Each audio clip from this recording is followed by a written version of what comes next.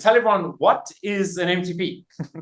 So we coined this term back in, I think it was late, maybe early 2012, because we saw that there was a new breed of organization, and they all had, when we tracked all those unicorns, and we teased out the ExO model from it, we found that every single one had one thing in common. There was one attribute they all had, which was the MTP, and we were like, whoa.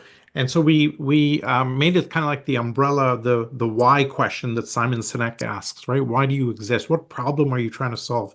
And we kind of came up with the phrasing then. Since then, you see all this fluff about everybody being purpose driven, et cetera, et cetera. We think it's important to be massive because that gives you upside and scaling. It has to be transformative, meaning you should, or so your solution should be minimum 10x better than the marketplace. Otherwise, you get ignored. And purposeful so that you are delivering value into the world, right? And we found that it's not about having a mission statement. It's not about kind of saying, here's what we're going to do. I remember seeing Cisco's mission statements, and it said, we're going to create value for our ecosystem by delivering extraordinary upside to our investors, customers, suppliers, and whatever. And you're like, oh my God, like nobody gets excited about that. If you then switch to Google and their MTP is organize the world's information, everybody goes, wow, that's cool, right? Uber is everybody should have a private driver. TED is ideas worth spreading. And it's super important to have an MTP for the harmonizing of all the conversation. If you're in hyper growth, you need to focus, right? So what happens is at a company like Google, which everybody understands the MTP, when they need to figure out whether to put resources behind this project or this project, they just simply ask which one helps organize the world's information better, and off you go. Importantly, it's about a call to action. Here's Boston Children's Hospital, right? Until every child is well. How freaking exciting is that, right? And note that they're not saying we will do this. They're saying the call to action is not just for them, but for the whole community, saying until every child is healthy, we're not going to stop. Gives them an infinite amount of things. And note the broad scope in which that gives them to act. They could launch any types of projects in there. So in this case, it clearly articulates a core mission. It transcends geographies completely. There's an emotional bond. Maybe the most important thing about an MTP is an emotional connection to the company. And it says there's a huge call to action there. And you can see this in Elon's space efforts, energy efforts, car efforts. There's a huge emotional connection, and let's see if we can get humanity to Mars, for example, right? Keep it in a few words, shorter the better, and then it'll completely change that domain if it's fully applied. And so those are some of the tick boxes we find in all of this. It has to be positive, obviously. It should be connected to abundance. If it succeeds, your organization and the ecosystem all will succeed radically, right? Very, very aspirational. And MTP is like the canvas on which you then paint moonshots, right? So maybe one is curing cancer for kids. That's a moonshot sitting inside that overall umbrella of the MTP. And it should be obviously very, very inspiring. Okay, it should be that. And why inspiring? Because it's a call to action for the whole community. You could imagine that a whole community of people interested in kids, etc., would all get really excited by this, and you instantly create a whole crowd of people around you that are deeply connected to that particular mission in MTP. Okay, next slide. You see the success of, say, TED by having an MTP, or Google. I want to give you the big company example. So Paul Polman was the CEO of Unilever, and he called me in 2015 and said, please come and talk to my top 200 executives. I've made it mandatory for them to read the book. And after I finished my lecture there, he ordered every brand in Unilever to take on an MTP. 4 years later, their 5 most profitable brands were the ones that had adopted it the most, right? So we can see the model start to bite in terms of where this goes. Let's hear from Paul Polman, this global former CEO of Unilever, one of the premier business people in the world. He tripled the market cap of Unilever by creating a focused, purpose-driven brand strategy, and really is one of the most powerful business minds in the world. And then he applied his considerable acumen to the environment, to the UN, to solving the SDGs. So let's roll the video with Paul Polman and hear from him about how he thinks about the world. And I asked him specifically, Paul, it's incredible that you operate at this level. I'm a nail salon in Boise, Idaho. What should I do? So, Paul Polman, let's hear from that. Paul Polman, wonderful to have you with us. I'm a huge fan of yours. Also, we've collaborated a bit. You had me come and speak to your executives at Unilever about the book a few years ago. Can I tell a very funny story about that experience? Go ahead. I got up in front of these 200 people in London, and you introduced me, and they were looking very kind of almost hostile. I was like, wow, this is like kind of almost an angry crowd. I was wondering why.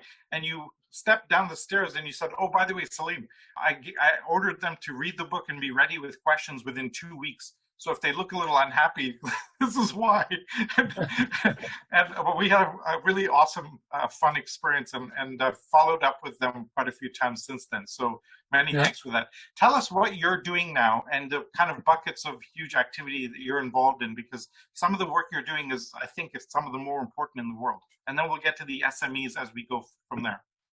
Well, thanks, Salim, and actually thanks also to being part of Unilever's success, because in the 10 years that I had the honor to be the CEO, we not only showed that a multi-stakeholder, longer-term focused business model that put at its core the Sustainable Development Goals was the right thing to do, but also was actually resulting in great shareholder return, 300% over those 10 years. And I think now handed it over to my super successor, Alan Jope, the company is more resilient for it, and again, doing better in this terrible crisis than many other companies.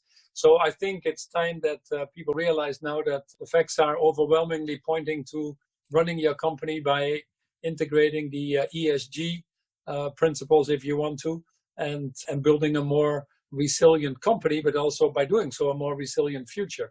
And we can talk about that later. What I'm doing now, very simple, obviously.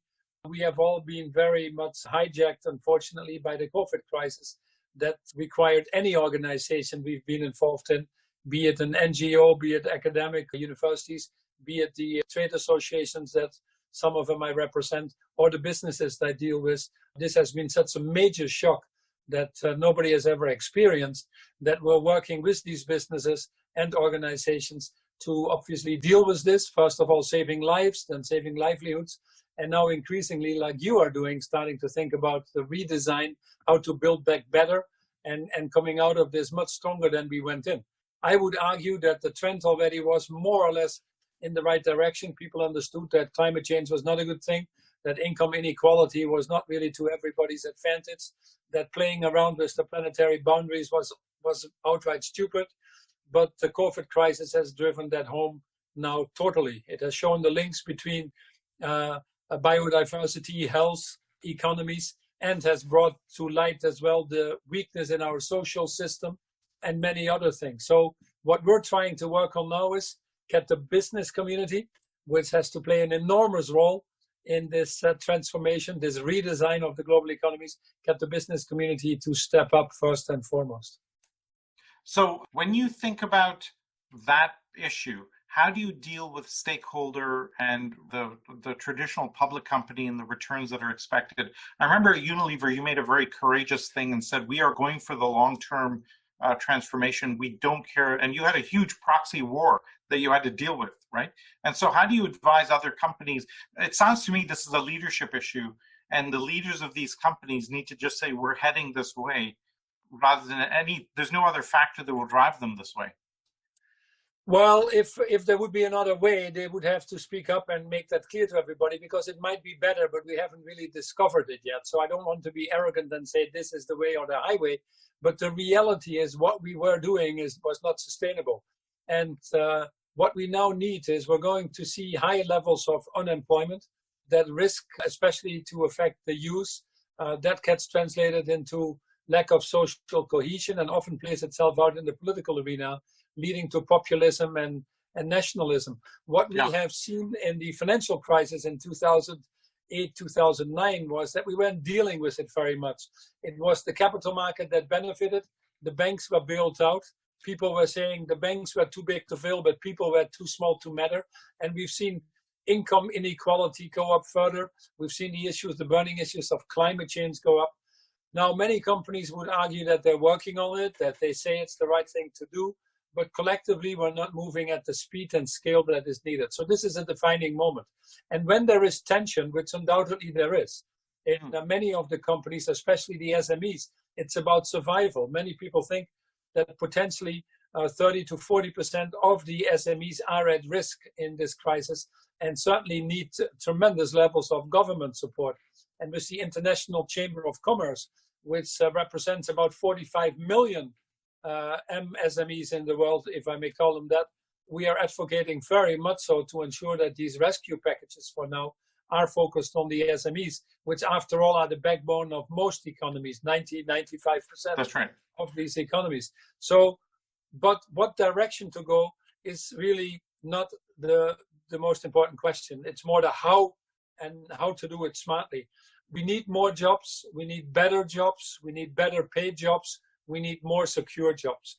And over, study after study, we can see that greening the environment or the energy system, retrofitting buildings, moving technology and education forward, putting in the bike paths or the electrification of vehicles are all things that actually create more jobs and better jobs. And we are now seeing the financial market starting to understand that. They've been able to internalize risks beyond the financial risk. It started with climate risk, but I think the COVID crisis has also given an opportunity to factor in the social part of the ESG, if you want to.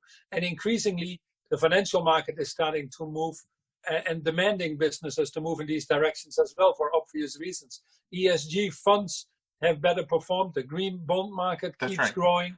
And 66% of the queries on questions and shareholder proposals in this season in the US were about the environmental and social aspects. So you can't eat the elephant in one bite, but we certainly want, if you want to be around for the long term as a company, you want to be positioned for the future, and you want to ride this wave from a train that frankly has already left the station. And I want to just anchor in a really important point here. We have complete definitive proof and evidence today that purpose-driven and impact-oriented and SDG-focused SMEs and business in general outperforms traditional business.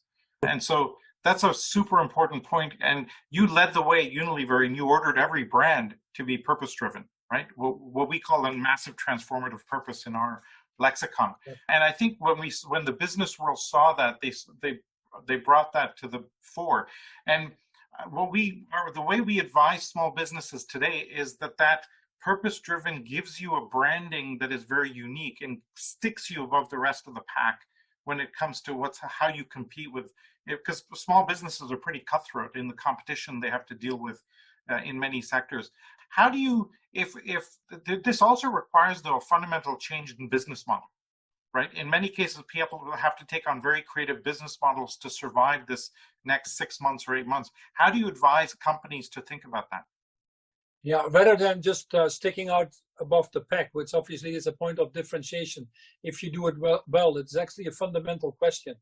Businesses cannot be bystanders in a system that gives them life in the first place. We cannot transform the global economies if we don't transform the SMEs. It's just the law of numbers. It's not the big companies that are going to do that, regretfully. So what you see right now is that companies that really understand that they are there to profitably address the issues of people and planet, as Colin Meyer in his book Prosperity says, tend to have more engaged employees, tend to be more resilient, don't use their balance sheet to play financial games, but invest in the future of their employees and their companies. And what you see now in this crisis is you need your employees, companies with higher engaged, more diverse body of employees do better.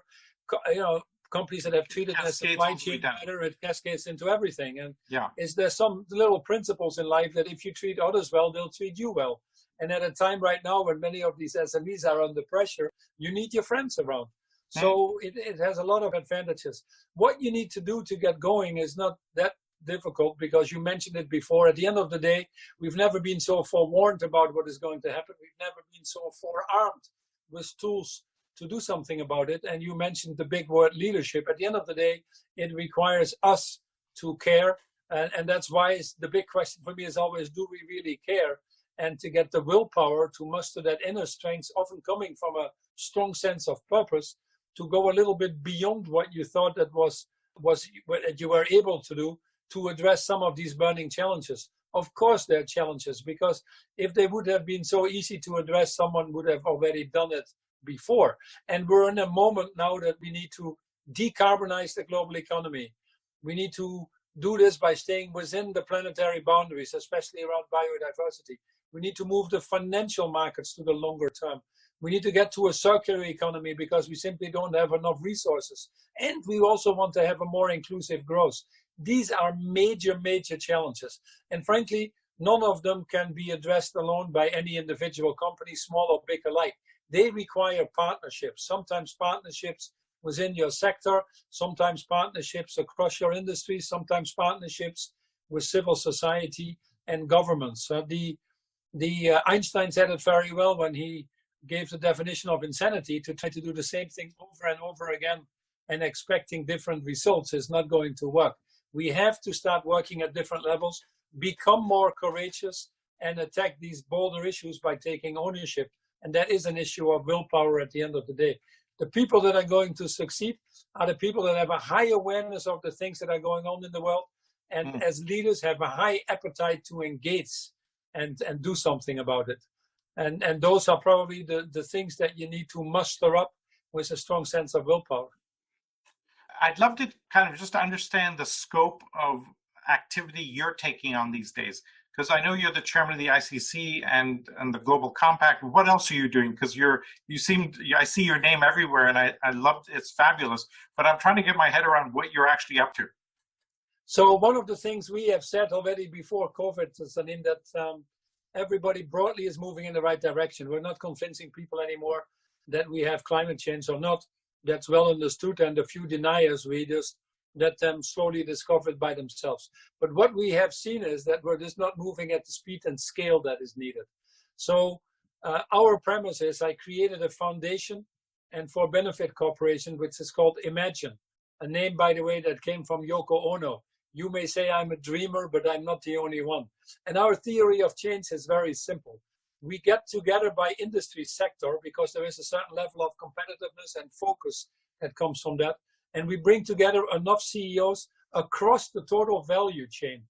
And if we bring enough CEOs together across the total value chain for a determined period of time, we, with about 20 to 25% of the sector present, we can actually drive to tipping points. We started with 32 companies in the fashion industry, one of the more polluting industries from all perspectives. Right. And we have now 68 companies. And together these companies decide to move to regenerative cotton, to get out of single-use plastics, to stay within the Paris agreements of 1.5 degrees. These companies cannot do that alone.